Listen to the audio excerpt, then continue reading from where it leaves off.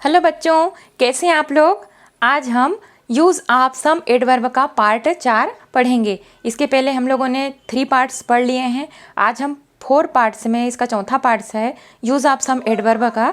इसमें हम लोग पढ़ेंगे soon, early, also, slowly, even, alone, only और देयर के बारे में। इनके यूज़ के बारे में आज हम पढ़ेंगे। उसके बाद हमारा नेक्स्ट चैप्टर जो रहेगा इसके बाद का प्रीपोजिशन रहेगा। तो चलिए हम आगे बढ़ते हैं।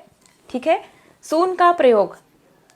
सून का अर्थ होता है तुरंत, जल्दी। ठीक है। सून का प्रयोग, इसका प्रयोग अल्प समय में, जल्दी, तुरंत, अब से थोड़ी देर बाद के अर्थ में एडवर्ब के रूप में फ्यूचर मतलब भविष्य के एक्शन को व्यक्त करने में होता है। ठीक है। सून का अर्थ क्या होता है?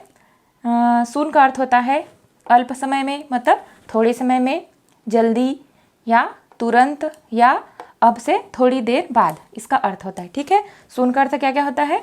अल्प समय में, जल्दी, तुरंत, अब से थोड़ी देर बाद, इसका अर्थ होता है। ठीक है। तो सून का प्रयोग कहाँ पर होता है? इन सभी के अर्थ में एडवर्ब के रूप में होता है। और कहाँ पर होता है? जो भविष्य की जो एक्शन होती है, भविष्य की जो क्रियाएं होती हैं उसको एक्सप्रेस करने में होता है, उसको व्यक्त करने में होता है। ठीक है। एग्जाम्पल लिखा है मैंने, आई सेल बी बैक सून। दूसरा है कम सून। तीसरा है सी विल नॉट कम सून। सून यानी होता है जल्दी। ठीक है। तो जो भविष्य की क्रियाएं होती है, जो फ्यूचर के एक्शंस होते हैं, उसको एक्सप्रेस करने के लिए सून का प्रयोग किया जाता है। अब दूसरा है स्लोली का प्रयोग। स्लोली का अर्थ होता है, क्या होता है? धीरे धीरे। तो स्लोली का प्रयोग कहाँ पर होता है? स्लोली का प्रयोग धीरे धीरे के अर्थ में। ठीक है। किस अर्थ में? धीरे धीरे के अर्थ में। कहाँ पर होता है? क्विकली के अपोजिट।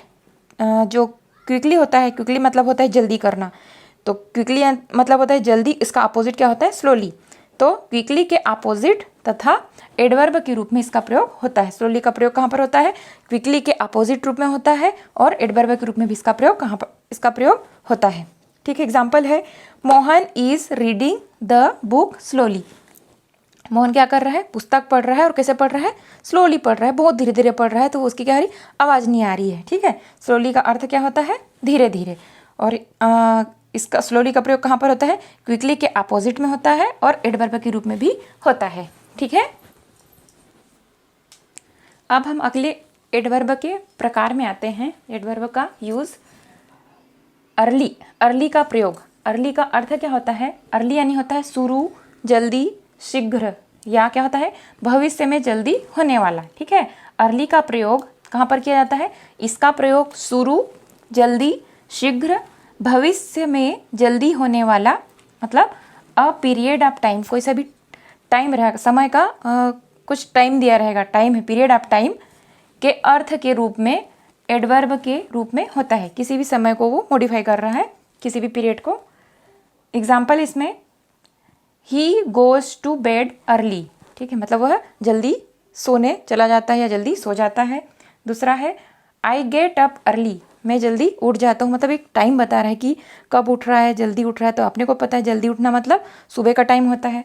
यहाँ पर भी he goes to bed early मतलब सोने जाता है, मतलब बिस्तर पे जा रहा है, वो सोने का टाइम उसका क्या है? निश्चित है। मतलब अ पीरियड ऑफ टाइम के अर्थ के रूप में यहाँ पर एडवर्ब के रूप में इसका प्रयोग हुआ है। ठीक है। उसके बाद तीसरा है, he is an early riser. ठीक है। अब हम आते हैं अगला जो एडवर्ब है, आल्सो। आल्सो का प्रयोग, आल्सो यानी क्या होता है? भी होता है।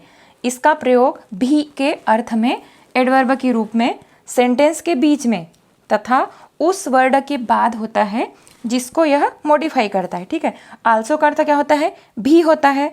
और भी का प्रयोग कहाँ होता है? एडवर्ब के रूप में होता है और किसी भी सेंटेंस के बीच होता है। यहाँ पर मैंने 3 सेंटेंस लिखे हैं और देखो कहाँ कहाँ पर, यहाँ पर आल्सो आया है, यहाँ पर भी आया है और यहाँ पर भी आया है। ठीक है। तीनों जो सेंटेंस है रिलेटेड है एक दूसरे से, एक जैसे ही हैं। और आल्सो का अर्थ सभी जगह कहाँ पर आया है? अलग अलग जगह पर हुआ है। ठीक है। सेंटेंस के बीच में होता है तथा उस वर्ड के बाद होता है। ठीक है। किसी भी वर्ड के बाद होता है और जिस वर्ड के बाद होता है उस वर्ड को वो क्या करता है? मॉडिफाई करता है, उसको विशिष्टता, विशेष रूप से उसको प्रदर्शित करता है। जैसे यहाँ पर आल्सो आई के बाद आया है, तो ये आई मतलब मैं, इसको मॉडिफाई कर रहा है।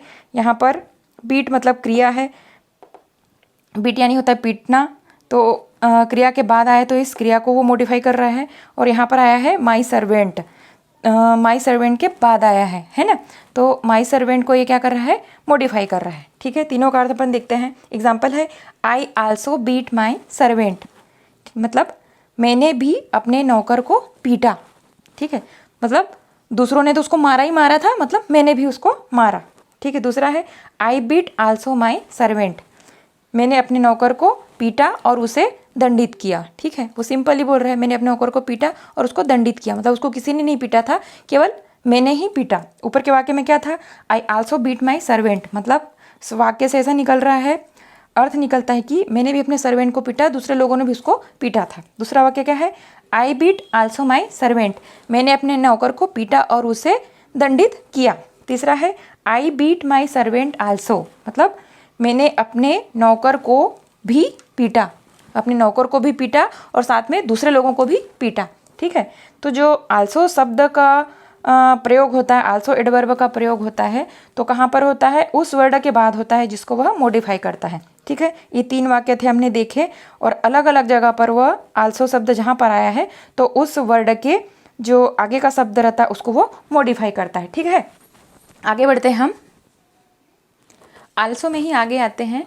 आल्सो का प्रयोग कंजक्शन के रूप में नॉट ओनली सम स्पेस, ठीक है, बट आल्सो, मतलब इसका अर्थ होता है नॉट ओनली, बीच में कुछ वर्ड्स रहेंगे, बल्कि के स्ट्रक्चर में होता है। ठीक है, आल्सो का प्रयोग और कहाँ पर होता है, कंजक्शन के रूप में, दो जो सेंटेंस रहते हैं उसको कंजक्ट करने के लिए में, कंजक्शन करने के रूप में, कंजक्शन के रूप में इसका प्रयोग स्ट्रक्चर में होता है। ठीक है, नॉट ओनली, यहाँ पर कुछ वर्ड्स रहता है, खाली स्थान रहता है, और बट आल्सो, मतलब इसका अर्थ होता है ना केवल बल्कि के स्ट्रक्चर में होता है। कैसे, यहाँ पर एग्जाम्पल लिखा है, he not only broke the pen but also threw it away. ठीक है, नॉट ओनली, बीच में ये वर्ड्स आ गया, और बट आल्सो। ठीक है, ये जो नॉट ओनली और बट आल्सो, तो क्या कर रहा है, स्ट्रक्चर को क्या कर रहा है, कंजक्शन के रूप में इसका प्रयोग हुआ है बीच में।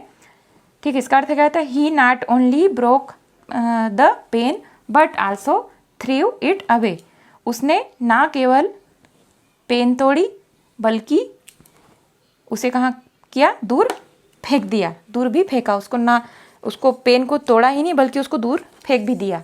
ठीक है, ये हो गया आल्सो का प्रयोग। अब हम आते हैं इवन। इवन का प्रयोग, इवन का अर्थ क्या होता है, इवन का मतलब है फिर भी, तो भी के अर्थ में। इवन का प्रयोग, इसका प्रयोग कहाँ पर करेंगे, इसका प्रयोग फिर भी, तो भी के अर्थ में।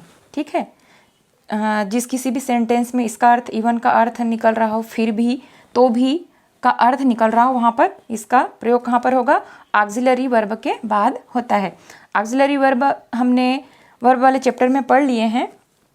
ठीक है, तो इवन का प्रयोग हम कहाँ करेंगे, इसका प्रयोग फिर भी, तो भी के अर्थ में ऑक्सिलरी वर्ब्स के बाद होता है। ठीक है, एग्जाम्पल है, she has lost her purse, she has even lost her watch, मतलब वाक्य में क्या निकल रहा है, उसने अपना पर्स खो दिया, और क्या खो दिया, वॉच भी खो दिया। ठीक है, तो यहाँ पर देखिए 2 वाक्य बने हैं, she has lost her purse, और यहाँ पर से she has even lost her watch. अब एक ऐसा सोच सकते हैं आप लोग कि सी हैज़ को डबल डबल क्यों लिखा है, यहाँ पर हम इवन भी तो लिख सकते थे, इवन से अपन चालू कर सकते थे।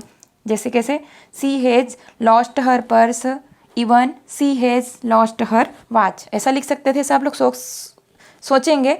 परंतु जो इवन होता है, इवन कभी भी सब्जेक्ट के पहले नहीं लिखा जाता है। ठीक है, तो इस चीज़ को आप याद रखेंगे कि जो ये इवन है कभी भी सब्जेक्ट के आगे नहीं आएगा, वो कहाँ पर आता है, ऑक्सिलरी वर्ब के बाद ही आएगा। ठीक है, अब हम नीचे आते हैं उसी में, इवन का प्रयोग एक सा, नियमित, संतुलित, समतल, समसंख्या, एक रूप, एक गुण, एक स्वभाव के अर्थ में एडजेक्टिव के रूप में इसका प्रयोग होता है। यहाँ पर किस रूप में हुआ है, एडवर्ब के रूप में हुआ है। और इवन का जब अर्थ एक सा, नियमित, संतुलित, समतल, समसंख्या, एक रूप, एक गुण, एक स्वभाव के अर्थ में यदि कहीं पर हो रहा हो तो किस रूप में उसका प्रयोग होगा, एडजेक्टिव के रूप में होगा। ठीक है, जैसे एग्जाम्पल लिखा है, this is an even surface. ठीक है, समतल सतह है। दूसरा है 2, 4, 6, 8 आर इवन नंबर्स, मतलब 2, 4, 6, 8 क्या है, सम संख्याएं है। ठीक है, ये हो गया आपका आल्सो और इवन। टॉपिक में आगे आते हैं हम। ओनली का प्रयोग। ओनली का प्रयोग कहाँ पर होता है? ओनली का अर्थ होता है केवल, एकमात्र। ठीक है, इसका प्रयोग केवल, एकमात्र या सर्वश्रेष्ठ के अर्थ में एडजेक्टिव के रूप में होता है। ठीक है, इसका अर्थ क्या क्या होता है? केवल, एकमात्र या सर्वश्रेष्ठ के अर्थ में एडजेक्टिव के रूप में इसका प्रयोग होता है। एग्जाम्पल है, he was the only candidate for the post. ठीक है, कोई सी भी वैकेंसी निकली जिसकी पोस्ट थी, उसमें क्या था? केवल एक ही कैंडिडेट था उस पोस्ट के लिए। ठीक है, he was the only candidate for the post. ठीक है, अब है ओनली का प्रयोग। ठीक है, ओनली का अर्थ क्या होता है? सिवा इसके।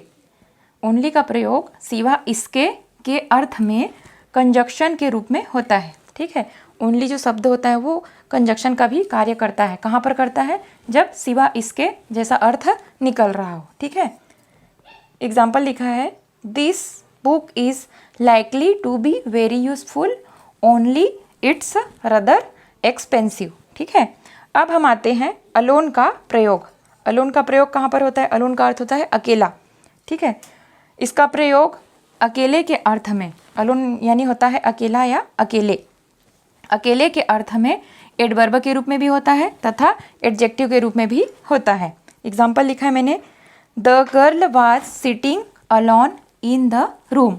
ठीक है, लड़की बैठी हुई है। कहाँ बैठी हुई है?